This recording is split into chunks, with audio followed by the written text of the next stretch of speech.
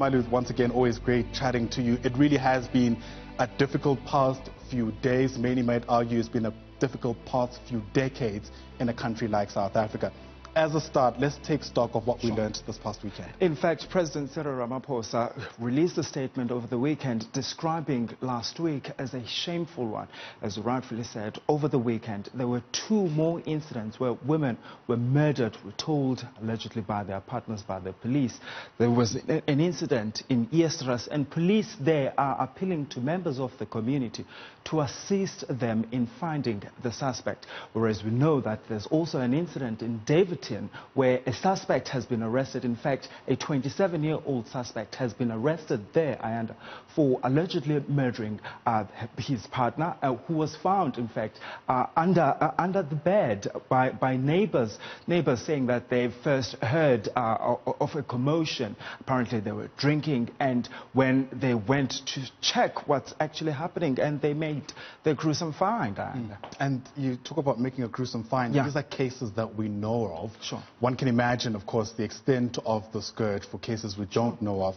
Take us through, how the cases are actually proceeding insofar as justice and, law and order is concerned. It's interesting because when I was reading up about some of these cases happened in the East, almost in every corner of this country, from the Eastern Cape to the Western Cape to here in Gauteng and also in KwaZulu-Natal.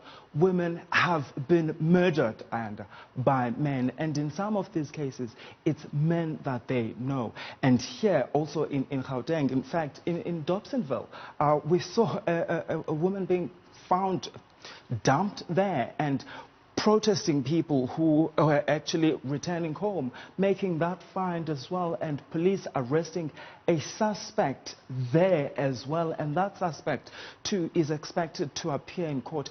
But here's also what's interesting, and this is what authorities will always tell you about these cases, that it's very difficult to report or to perhaps police gender-based violence, and always saying that they urge women to immediately report some of these incidences to the police as soon as they happen. But at the same time, we've had cases where women would actually go to the police and they would say, well, we did not get the help that they certainly need. And in fact, when you read the statement by President Cyril Ramaphosa over the weekend, saying that we're currently seeing a surge in these cases, especially since we entered level 3 of the national lockdown. And in fact, we know that about 51% of women are actually attacked by their partners in this country. And globally, 1 in 2 women will actually suffer at the hands of their lovers. It's really quite a sobering stat, Malu. So, of course, once again, we're seeing more calls to galvanize, to push back against this. We're hearing of something in the form of a protest today. What do we know? So, we've covered so many protests against gender-based violence, and last year I remember covering one in Pretoria, and again we're hearing today that there will be a protest that will be taking place in Soweto. It's organized by Black Coffee, and it was actually interesting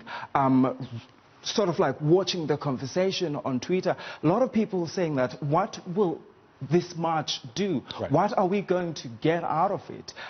Saying that we need more should be done. In fact, the president and the police should act as a matter of urgency, because this is actually unacceptable. Absolutely.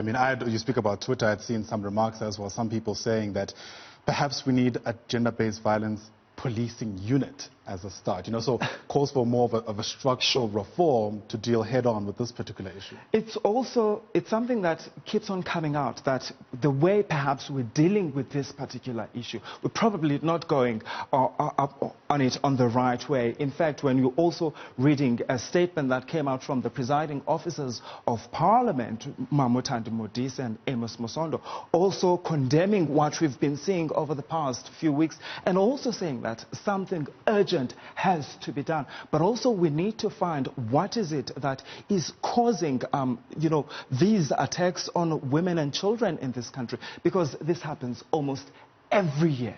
And every day, we know by the end of today, a woman would have been killed in this country. Yeah, really quite difficult to deal with. Thank you very much for getting us into the picture. Malungelo Booi is our reporter, keeping a close eye on this developing story, sadly, in the country.